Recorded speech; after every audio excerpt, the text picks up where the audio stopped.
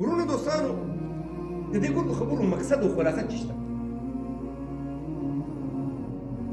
قرآن کې الله پاک فرمایي یا اولی الالباب، اے د عقل والاو،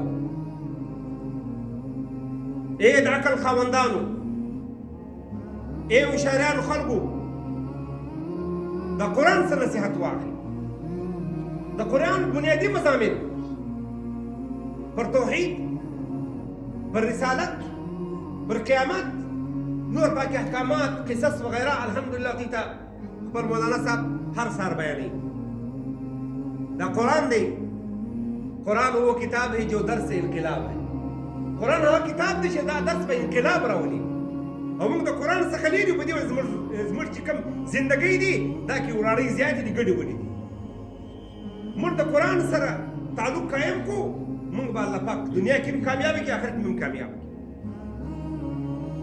نو د قرآن سره پکار دی چې تعلق موږ قایم کړو. نو په دې خبره باندې چې باید زموږ تاسې ژوند برابر شي، موږ تاسې ګرده کامیابي غواړو که نه غواړو په ژوند کې؟ کامیابي څه شته؟ قرآن کامیابۍ اعلان کړی دی. د قرآن اعلان د ټولو اوچت دی، د ټولو غټ دی. قرآن څه وایي؟ فمن زحزح عن النار وادخل الجنه فقد فاز. څوک چې د جهنم د اور بچاو سو، جنت ته داخل سو، فقد فاز، بس په تحقیق دا کامیاب دی.